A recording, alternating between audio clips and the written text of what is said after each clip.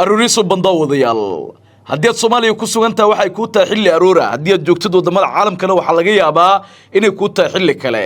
waqti walba ay ku tahay wanaagsan ayaan ku leenahay waxaan rabaa inaan ku soo gudbiyo xog iyo macluumaad degdeg ah oo soo kordhay saacadihii la soo dhaafay qodobada xasaasiga ah ee wararkeena aroornimadkan aad ku daawan doontaan waxa qayb ka noqonaya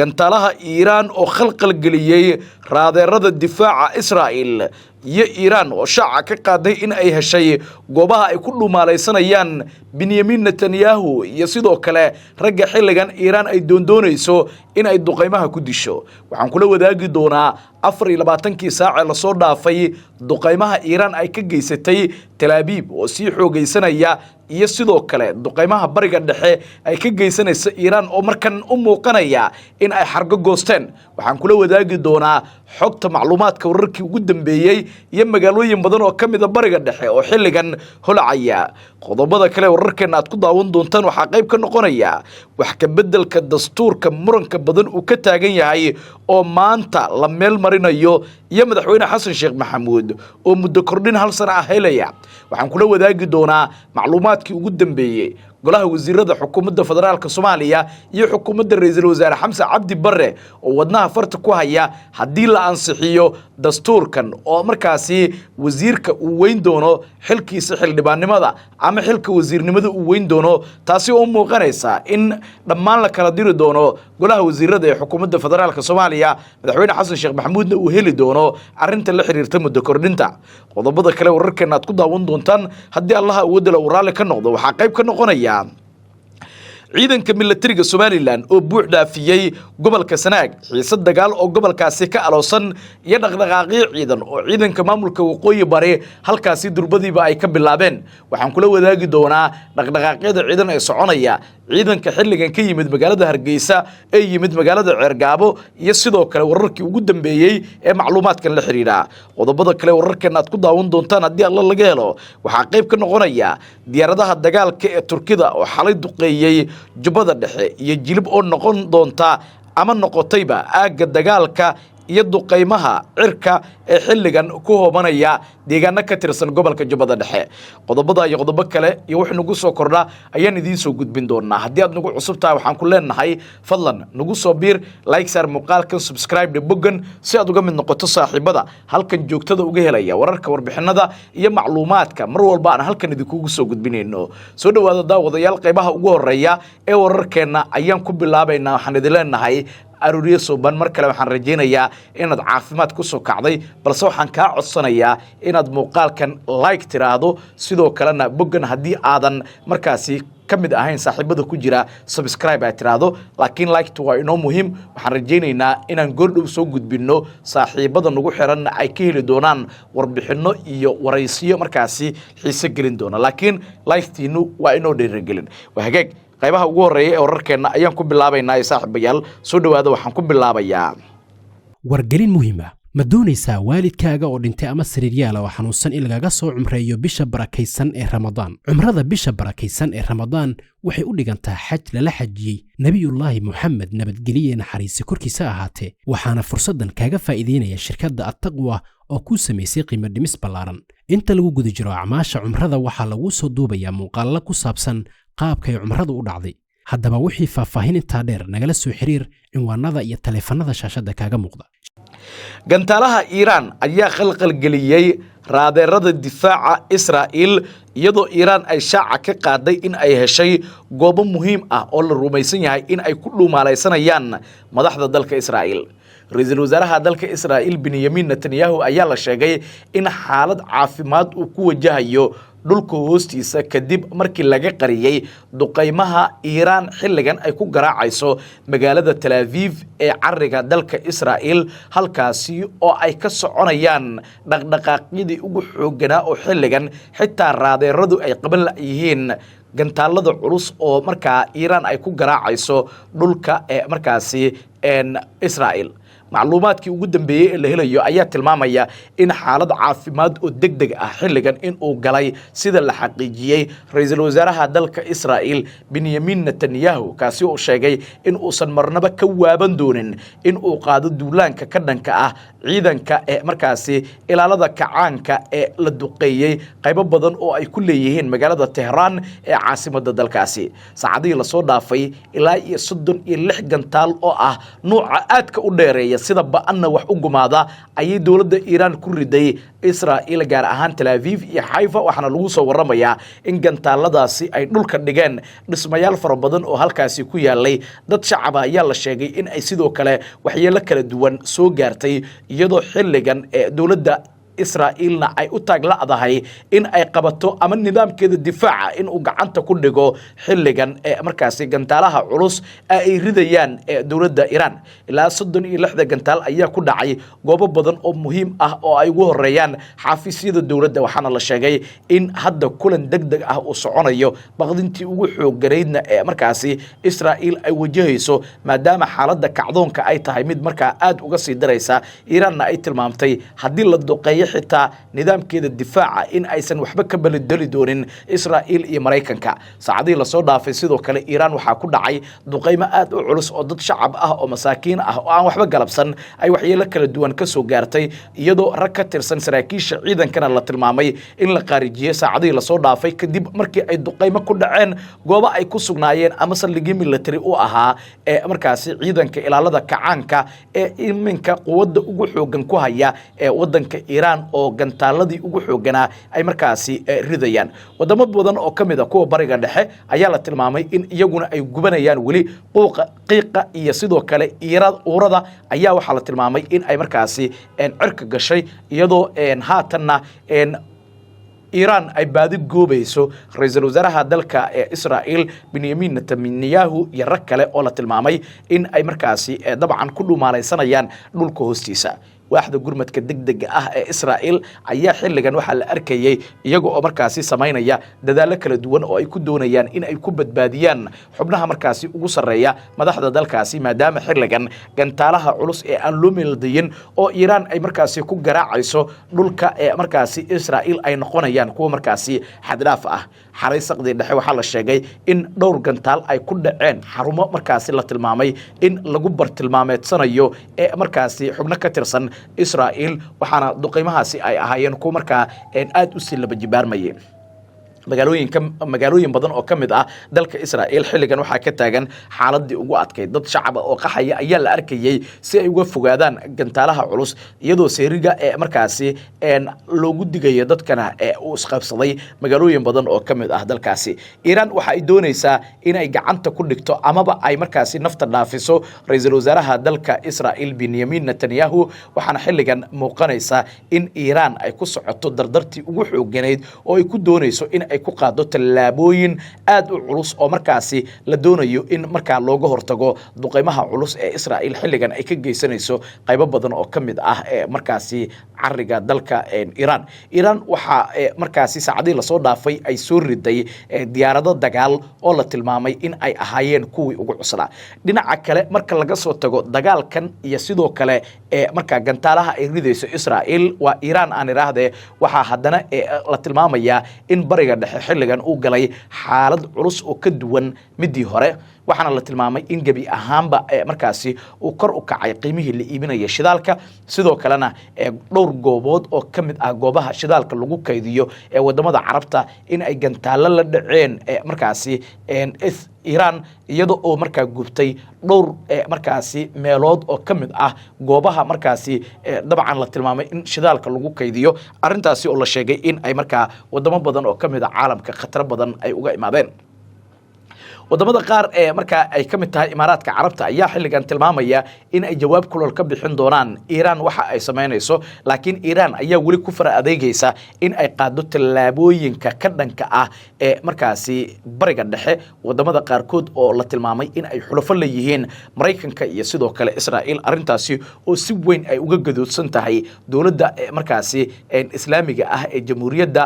dabcan la laayay dad badan oo markaa waxgal u ahaa oo ayatullaahi cali khamani oo qayb ka ahaa maraykankuna uu ku faanay iyadoo maraykanka uu sidoo kale sheegay in markaasi iiraan dhinac walba ay kala dagaalameen xagga khubaradii markaasi ugu halista badnaa dhinaca iiraan marka loo eego qidada dagaalka sidoo kale in ay duqeeyeen goobihii markaasi difaaca ee dalka iiraan iyo sidoo kale goobihii markaasi hubka nuclearka lagu farsameynayay sida madaxweynaha dalka maraykanka Donald J Trump uu ku shaaciyay bartiisa Twitterka ee horey loo oran jiray Twitter ee hadda la yiraahdo X ee markaasi madaxweynaha dalka maraykanka Donald J Trump oo inta badan markaa ku soo qoro hadallada uu markaasi doonayo in uu la wadaago bulshada macluumaadkii ugu dambeeyay ee la helayo ayaa tilmaamaya in madaxweynaha dalka maraykanka Donald J Trump uu sheegay in xilligan Iiraan ay ku cataabayso in gabi ahaanba la joojiyo dagaalka sidoo kalena markaasi nabadda ay qaadanayso laakiin Iiraan ayaa taasi bedelkeeda ku jawaabtay in aysan aqbali doonin in markaasi laga been abuurto laakiin ay sii wadi doonaan dagaalka saraakiil sarsare oo ka tirsan dowladda Iiraan oo la hadlay warbaahinta waxa ay sheegeen in gantaalaha ay sii socon doonaan inta laga xureynayo deegaanada iyo degmooyinka ee markaasi la toonsan yahay inay ku sugan yihiin xubno ka tirsan Israa'iil sidoo kalena ay markaa gantaal la helayaan ra'iisul wasaaraha dalka Israa'iil Benjamin Netanyahu oo la sheegay in hadda xaaladiisa caafimaad iyo sidoo kale midiisa amnigaba lagu ilaalinayo meel dhulka hoostiisa ah sidoo kalena cabsi xoogan xilligan laga qabo in markaasi Israa'iil xilligan marka ay ku dhacaan duqeymo culus oo la bartilmaameysanayo halka uu ku sugan yahay ra'iisul wasaaraha dalkaasi Iiraan ayaa markan u muuqanaysa in marba marka ka dambaysa seefta ay kala sii bixayso dagaalkuna waxa uu galay maalinkii shanaad oo xiriir ah oo xilligan ay soconayaan dhaqdhaqaaqyada ugu cuslaa iyadoo xaaladda bariga dhaxana ay u muuqanayso in ay sii adkaanayso maadaama dagaalkan uu u muuqanayo inuu hoga tusaaleynayo inuu qarxi rabo dagaalkii saddexaad ee adduunka taasi oo muujinaysa in markaasi dunida ay lugaha la geli doonto xaaladii ugu adkayd wixii ku soo kordho wararkeena dambe ayaad ku daawan doontaan haddii Allah ugu dale uu raali ka noqdo waxaana la tilmaamay in gantaalaha ugu awooda badan markaasi hypersonic iyo sidoo kale gantaalada kale in xilligan markaa lagu garaacayo meelo badan oo ka mid ah dhulka markaasi yuhuuddu ay degto ka tirsan markaasi cariga Israa'iil haddaba wixii ku soo kordha wararkeena dambe ayaad ku daawan doontaa saacad walba waxba isbedeli kara qaybaha hoose ee commentiga aragtidaada nagula wadaag weli wararkeena ayaa daawanaysaan saaxiibayaal markana wax ka bedelka dastuurka muranka badan uu ka taagan yahay ayaa maanta la filayaa in la meel mariyo iyadoo madaxweyne xasan sheekh maxamuudna arintaasi uu ka dhex helayo jaaniskii ugu xooganaa waxaana la tilmaamay dastuurkaasi haddii la meel mariyo laba qodobba in ay ka dhalan karto midna uu yahay mid dhibaato ku ah xukuumadda Xamse Cabdi Barre uu hogaaminayo oo madaxweyne xasan sheekh maxamuud xilligan ay markaasi u fududahay in uu kala diro iyo sidoo kale markaasi arinta la xiriirta in golaha wasiirada ee xukuumadda federaalka Soomaaliya kuwa xildhibaanada ah ay weyn doonaan xilkooda wasiirnimada sidoo kalena ay ku ekaan doonaan xilka xildhibaannimada ama xilka wasiirnimada ay u tanaasuli doonaan oo xilka xildhibaannimada halkaasi ay uga tagi doonaan taasi oo noqonaysa mid xilligan markaasi ku xiran dastuurka shantiisa cutub ee wax ka bedelka lagu sameynayo oo xilligan la doonayo in la meermalayo madaxweyne xasan sheekh maxamuud waxa uu sheegay in go'aan cad ay ka tahay ilaahay hortiisana uu ugu dhaartay shacabka Soomaaliyeed in dastuurka wax ka bedel ku sameyn doono amaba uu markaasi dastuurka qabyada ah ee ku meelgaarka ah uu ku meelgaarnimada ka saari doono sidoo kalena uu dhameystiri doono shantan cutub ee wax ka bedelka lagu sameynayo waxa la tilmaamay in ay yihiin kuwa markaasi madaxweyne xasan sheekh maxamuud uu doonayo in uu muddada ku sii kororsado maadaama 5 sano muddo xileedka madaxweynaha ay noqonayso isla markaana dastuurka hadii wax ka bedel hadda lagu sameeyo madaxweyne xasan sheekh maxamuud sidaasi ay markaa ugu dhinaanayso muddo hal sano ah xubnaha mucaaradka ah ee ka soo horjeeda dawladda uu hogaamiyay madaxweyne xasan sheekh maxamuud ayaa waxa ay isha ku hayaan dastuurkan iyo wax ka bedelka lagu sameynayo iyadoo xubnaha beesha caalamka iyaguna ay indhaha ku hayaan dastuurkan iyo qaabka uu noqonayo iyo sida markaasi wax ka bedelka loogu sameynayo bari lama oga waa maanta lama oga sida xaaladdu ay noqon doonto maadaama xubnaha golaha shacabka ee baarlamaanka federaalka Soomaaliya maanta shirkoodii caadiga ah ay yeelanayaan wararka qaar waxa ay tilmaamayaan in xubnaha golaha shacabka ee baarlamaanka federaalka Soomaaliya xitaa la doonayo in markaasi gudaha xarunta golaha shacabka ay ku shiraan in loo diido wariyaasha si aan loo helin xogta ku aadan in kooram la'aan uu u baaqan karo markaasi golaha shacabka oo la tilmaamay in aysan jirin xildhibaano markaasi xaadiri kara maadaama xildhibaanadii ugu badnaa oo Jubbaland iyo sidoo kale Puntland iyagu ay markaasi ka ambabaxeen magaalada Muqdisho iyaga oo ku kala sugan magaalooyinka Garowe iyo sidoo kale magaalada markaasi la yiraahdo Kismaayo ee xarunta gobolka Jubbada Hoose. Senator Farole oo kamid ah raggii markaasi soo maray hogaaminta maamulka Puntland oo arinta ka hadlay waxa uu sheegay in dastuurkan uu yahay mid aan xaq iyo sidoo kale xuquuqba ku dhisnayn sidoo kalena uu yahay mid madaxweyne Xasan Sheekh Maxamuud waqtigan uu markaasi ku noqonayo mid muddo kororsi ku helayo laakiin aysan aqbali doonin iyagoo qudhooda arintaasi oo muujinaysa in dastuurka wali uu ka taagan yahay culayskii ugu xooganaa sidoo kalena la tilmaamayo in xaaladdu ay u muuqanayso mid markaasi si adkaanaysa marba marka ka dambaysa. Haddaba dastuurkan iyo sidoo kale maanta qaabka wax looga bedeli doono wararkeena iyo warbixinadeena soo socda ayaanu ku eegi doonaa haddii Allah ugu dalo uu raali ka noqdo laakiin aragtidaada qaybaha hoose commentiga nagula wadaag haddii dastuurka wax ka bedel lagu sameeyo sidoo kalena shantan cutub ay u meel marto madaxweyne Xasan Sheekh Maxamuud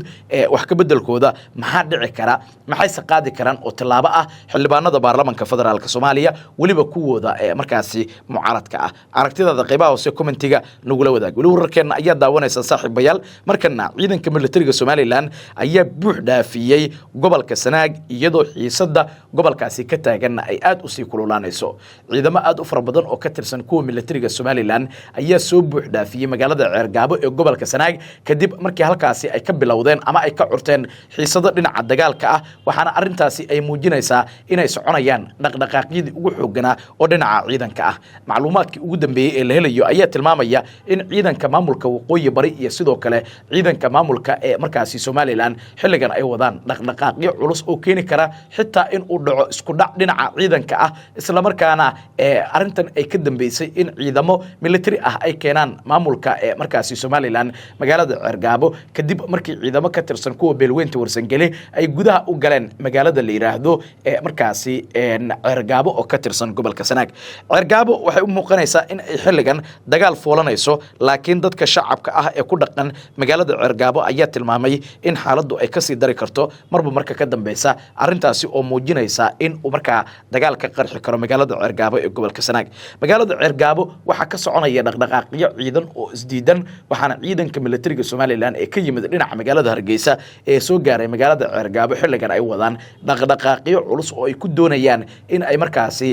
maleeshiyaadka beelweynta Warsangeli uga saaraan gudaha magaalada arintaasi oo dad badan siyaabo kala duwan ay markaasi uga falceliyeen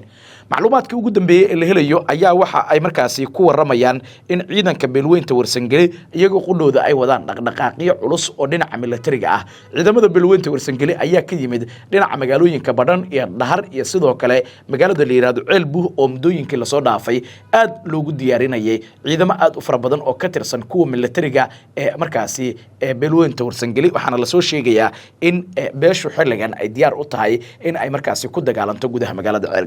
Ceergaabo waxa isku haya beesha Warsangeli iyo sidoo kale beesha kale ee markaasi la yiraahdo habar jecle ee reer Sheekh Isxaaq ka soo jeeda kuwaasi oo iyagu midba midka kale uu ka xaglinayo magaalada in iyagu ay leeyihiin laakiin waxa arintaasi ku daharan ciidanka militariga maamulka waqooyi bari oo iyaguna dhaqdhaqaaqyo culus ka wada duleedka magaalada la yiraahdo Ceergaabo ee gobolka Sanaag magaalada Ceergaabo iyo magaalooyinka kale ee la midka ah waxay u muuqanayaan in ay markaasi xaaladoodu xilligan faraha ka sii bixayso iyadoo Somaliland dhowr jiha xilligan uu dagaal uga furan yahay xoutiyiinta dalka Yemen oo u hanjabaya dhinaca galbeedka Somaliland oo xilligan ay ka soconayaan dhaqdhaqaaqyadii ugu xooganaa oo dhinaca ciidanka ah iyo sidoo kale cabsida laga qabo in markaasi deegaano ka tirsan gobolka Sool iyo gobolka Sanaag intaba ay ka qarxaan dagaallo culus oo markaa dhaxmari kara ciidanka Somaliland iyo kuwa maamulka waqooyi bari haddaba dhaqdhaqaaqyadan culus iyo ciidanka iska soo horjeeda ee halkaasi ku sugan wixii ku soo kordho wararkeena dambe ayaad ku daawan doontaan haddii Allah ugu dalo raali ka noqdo markana diyaaradaha dagaalka ee Turkida ayaa xalay waxa ay markaasi duqeyn la dhaceen gobolka Jubbada Dhexe iyadoo jilibna ay noqotay aag dagaal oo duqeymaha cirka ay ku hoobanayaan xilligan wararkii ugu dambeeyey ee ka imaanaya degmada jilib ee gobolka jubbada dhexe ayaa ku waramaya in diyaaradaha dagaalka ee saaxiibada caalamka gaar ahaan dowladda turkida ay xilligan markaasi dabcan duqeymo culus ka geysteen magaalada jilib ee gudaheeda iyadoo magaalada jilibna dadka shacabka ahaa ee deganaa ay kala hore ka barakaceen xubno sarsare oo ka tirsan maleeshiyaadka kooxda shabaab oo la rumaysan yahay inay ku sugan yihiin degmada jilib ee gobolka jubbada dhexe ayaa lagu soo waramayaa in ay markaasi waxyeello kala duwan ka soo gaartay duqayntii xalay dhacday sida ay warinayaan macluumaadka iyo sidoo kale wararka la helayo ee ku aadan gudaha degmada jilib iyo wixii xalay ka dhacay dowladda turkiga ayaa sidoo kale doonaysa in gantaalkeeda cusub ee xilligan markaasi iyadu ay farsamaysay ee doonayso in ay Soomaaliya markaasi ku rido in ama ka rido in ay doonayso in lagu tijaabiyo degmada jilib ee gobolka jubbada dhexe arintaasi oo walaac xooggan ku beertay madaxweynaha kooxda shabaab ee ku sugan jilib iyo sidoo kale deegaanada kale ee ka tirsan gobolka jubbada dhexe kooxda shabaab ayaa duqeymihii ugu cuslaa waxa ay la kulmayeen saacadihii la soo dhaafay iyadoo dowladda ee markaasi federaalka Soomaaliya ee uu hogaaminayo madaxweyne xasan sheekh maxamuudna ay ka dalbatay qaar ka mid ah wadamada caalamka iyo diyaaradaha dagaalka ee saaxiibada caalamka ay leeyihiin in ay kordhiyaan duqeymaha sidoo kalena ay laba jibaaraan arintaasi oo muujinaysa in dowladda federaalka Soomaaliya xilligan ay doonayso in ay qaado tallaabo military oo dalka oo dhan ay uga sifaynayso maleeshiyaadka kooxda shabaab oo meelo badan oo ay ka mid tahay gobolka jubbada dhexe xilligan si awood ah ku haysta inkastoo burbur xoogan uu soo gaaray degmada jilib iyo deegaanada kale ee ka tirsan gobolka jubbada dhexe kadib markii markaasi maleeshiyaadka kooxda shabaab lagu duqeeyay saacado badan oo la soo dhaafay iyo sidoo kale marka bilihii la soo dhaafay tan iyo markii dowladda federaalka Soomaaliya ay gacanta ku dhigtay markaasi diyaaradaha dagaalka ee wax duqeeya iyo sidoo kale kuwa wax basaasa intaba haddaba wixii ku soo kordha jilib wixii ka dhacay wararkeena iyo warbixinadeena soo socda ayaad ku daawan doontaan haddii Allah ugu dilo uu raali ka noqdo haddii aad nagu cusubtahay waxaan ku leenahay fadlan nagu soo biir like share muuqaalka subscribe de buggan si aad uga mid noqoto saaxiibada halkan joogtada uga hela wararka warbixinada iyo macluumaadka mar walba aan halkan idinku soo gudbinayno arooriyo soo bandaa wadayaal ayaan idin leenahay meel walba aad joogtaan